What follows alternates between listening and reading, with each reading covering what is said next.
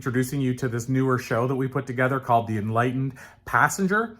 The idea behind the show is simply asking guests what they would tell a stranger on a plane if they were sitting next to them and the stranger asked them for advice. The scenery is passing very fast, but the seer is constant. The one who's seeing is the same. Let me appreciate you for asking a question that I haven't been asked after 2,500 or so interviews over the years.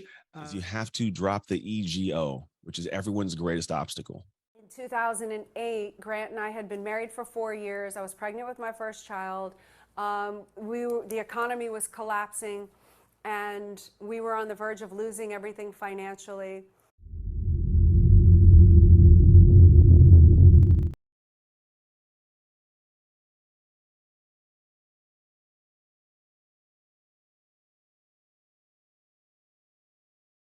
So it's great to be here with Rebecca Whitman. And Rebecca, where I like to start, because this interview show I mentioned to you sort of off air, it's much shorter than my other shows. So my other shows in the past, it could be an hour. So you have lots of time to kind of ease in. With this one, I only get a few questions, so I always have to make sure they're doozies and they're kind of deep as well.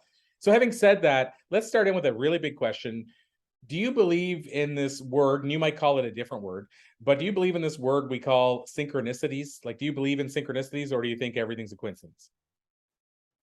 I think coincidence is God's way of remaining anonymous. And I do believe in synchronicity. I believe that everything is in divine right order, and it's just about becoming open and available to seeing the synchronicities that are happening every moment of every day. I think that people are either in flow or out of flow. And if you're in flow, you're just like riding a wave of synchronicities. And if you're out of flow, everything's a push and a pressure and resistance. So interesting, because what I'm hearing there as well is that it sounds like you feel that if we try to force it, we actually don't get what we're trying to get to and as far ahead as if we just let it guide us.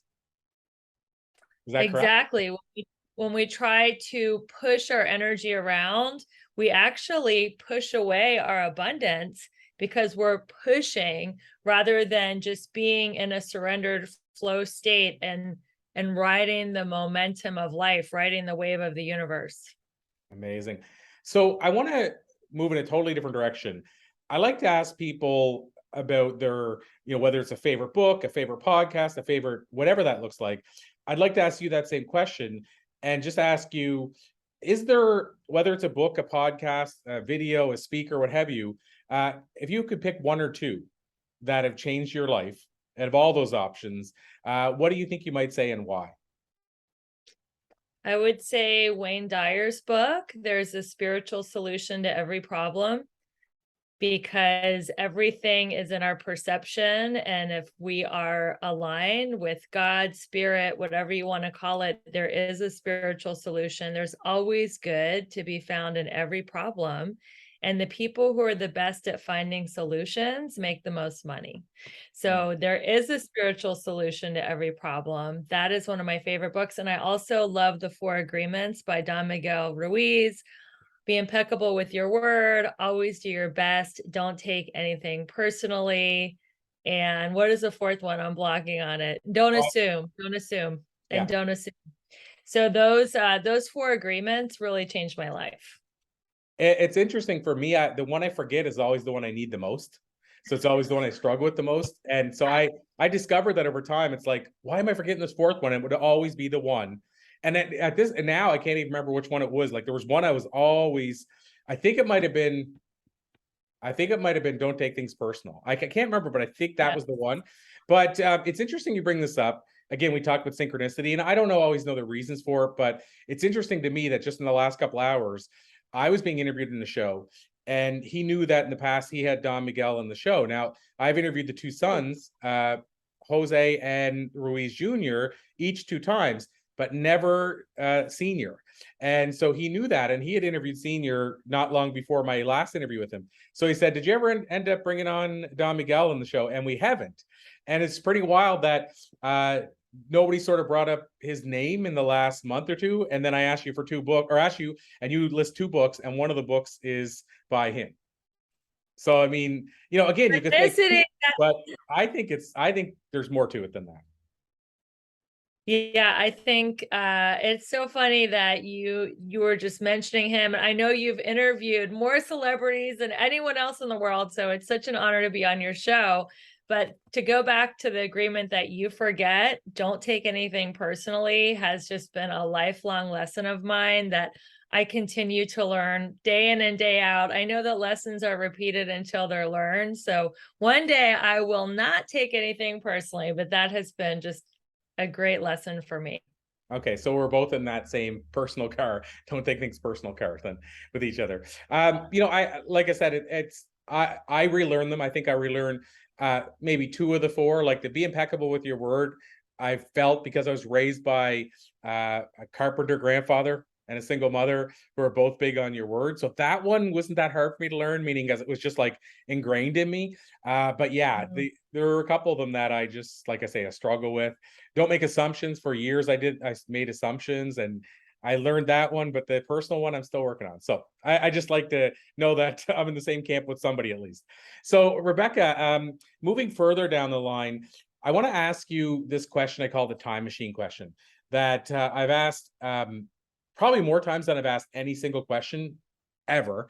And so it's much like you would think it is, and it's much like it sounds. It's basically, if you could jump into a time machine and go back and talk to a younger version of yourself, give her some life advice based on what you've learned in the year since, what do you think you might tell younger Rebecca? Yeah, I think it would go back to what we were saying. Don't take anything personally, but more, it doesn't matter what other people think of you, young Rebecca. I would tell you, it only matters what you think of you and what God thinks of you, and what other people think of you, young Rebecca, is none of your business. Be yourself, have fun, and the people that are attracted to the true you will be attracted to you, and the people that are not attracted will be repelled.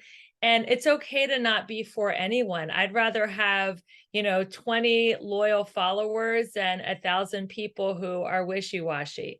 So I think that would be just to have more strength and being authentic and not trying to be such a people pleaser. Because I used to wrap myself into a pretzel just to be a social chameleon and please everyone and tell everyone what they wanted to hear.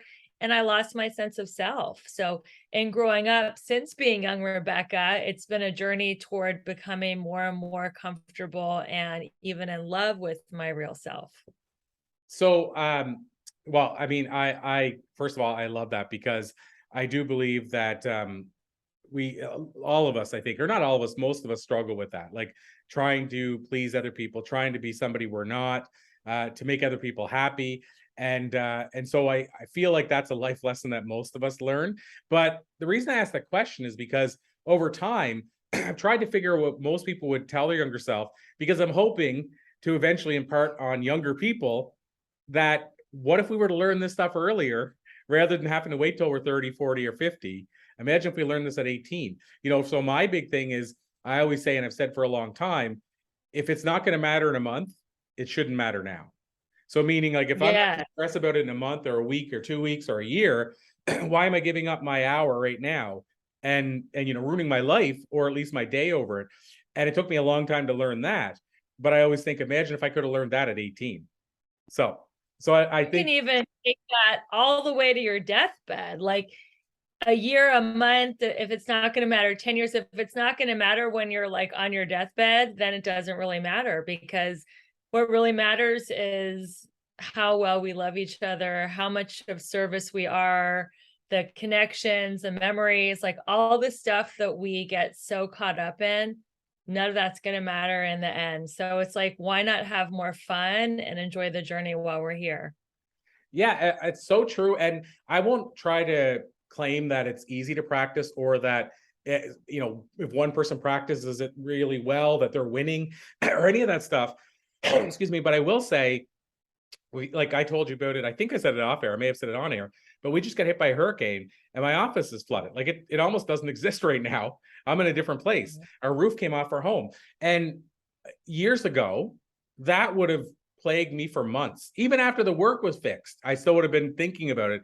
And now, I mean, my girlfriend could back this up. I'm just like, really, honestly, are we even going to remember that the office was like that? No, you know what we're going to remember? We got a new office out of this because once they're done, it'll be a new office, like, because they're gutting the whole thing. Now, I'm not saying it's a positive that we get hit with a hurricane, but I'm just saying I'm looking at it like it's really not going to be that big a deal. Like on my deathbed, I won't remember, like you said, the office got flooded one time. Right. So why am I giving it my now? So I just, yeah, so I love that you said that. I think that's great advice. So let me go one step further. Now, I've asked you, it's funny because I've sort of asked you about advice 2 different ways. And now I'm going to ask you a third way. So I'm going to see if it's different than the other 2. But this is the main question I like to ask guests. Because it was inspired by a book that I've been working on called The Enlightened Passenger, about 2 people on a plane. One person teaches the other person a bunch of life lessons. And so I thought, how cool would it be to ask people what they would tell a stranger on a plane who asked them for life advice? So the question to you, Rebecca, is if somebody was sitting next to you on a plane, leaned over and said, I need some help, what do you got? What do you think you might tell them? I would say that happiness is in the moment. If you're thinking of the past, you're in depression or you're beating yourself up in a negative loop of thought. If you're in the future, you're in anxiety. Oh my God, what's going to happen? How is it all going to work out? And happiness is right here, right now in the present. And how do you get into the present? You get into your 5 senses. What am I seeing? What am I listening to? What am I touching? What am I smelling? What am I feeling?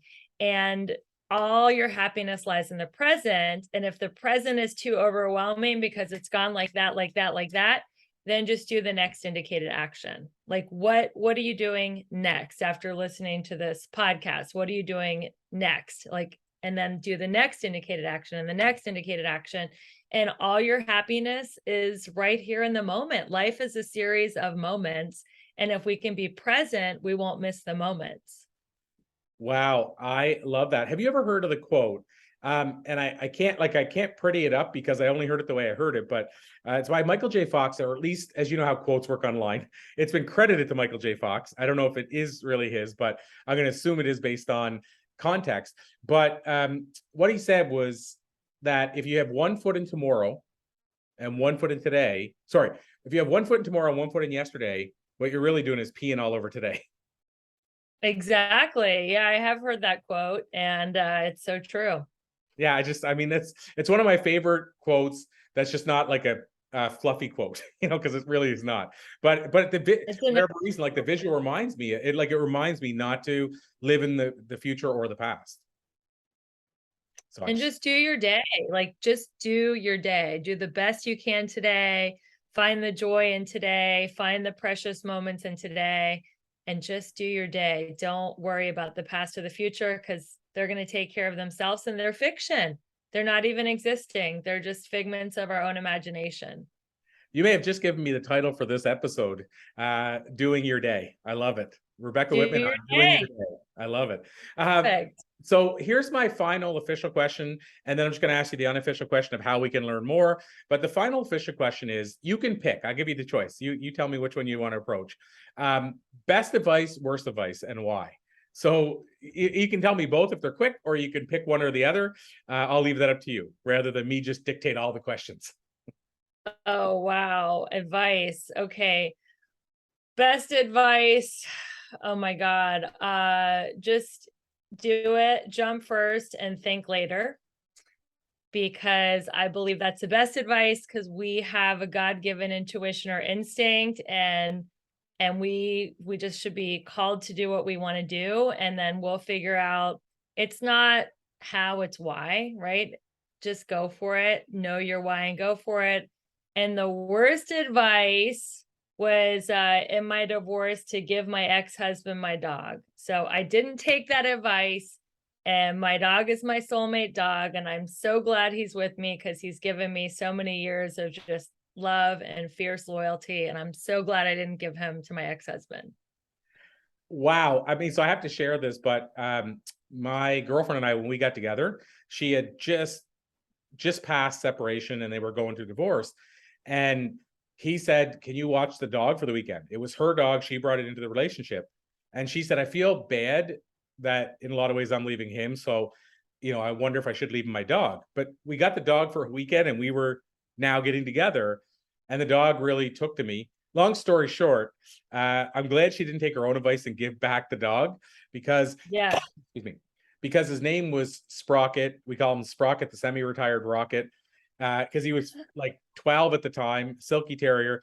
We had him together for another 5 years, moved across the country with him, and he was the best dog ever. And he got to spend his last years with her, and she was his original owner. So like for him, she was his human.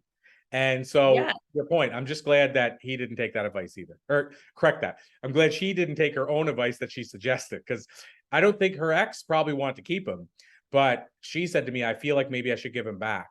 And then I forget what happened. Something happened that changed her mind. And then she's like, forget it, I'm keeping him. But if he wouldn't have said, do you want to watch him for the weekend? She said, I probably never would have seen him again. I'm so glad you got the dog back. And I believe that dogs are assigned a human.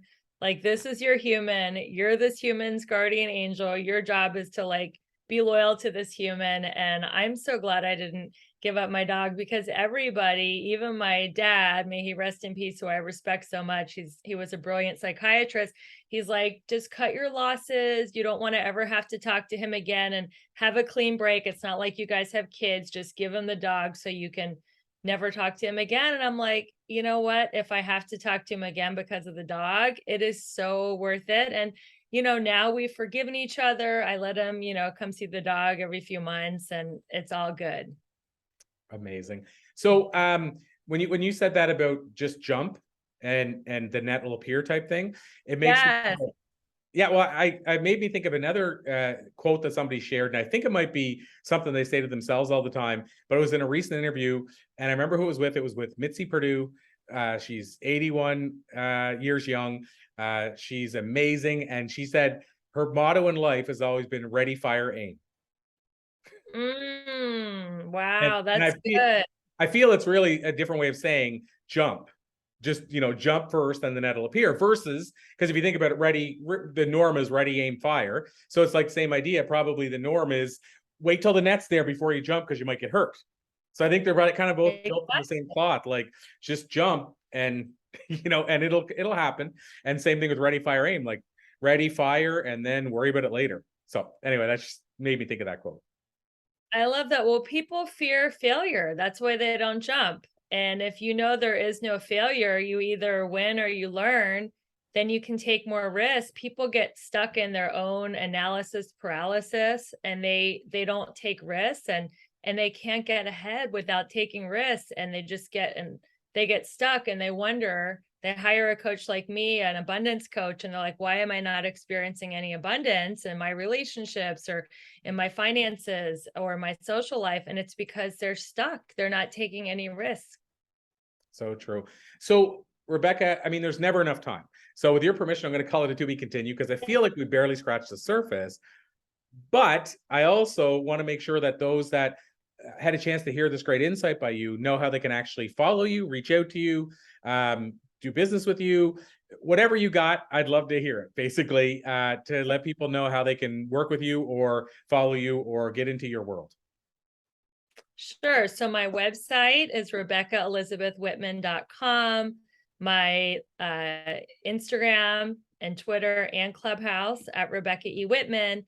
And then I have a link tree with some really fun things in it. One of them that I'm so excited about is I'm hosting a challenge called the 777 Challenge, 7 Pillars of Abundance in 7 days for $7. That's about as much as a coffee in Los Angeles or New York. And you can get 7 days of resetting yourself in all 7 pillars of life: your spirituality, your fitness, your emotions, your romance, your mindset, your social, and your financial life for $7. So I'm going to have the link tree in the show notes, and just click on that. You'll see it right at the top, the 777 Challenge.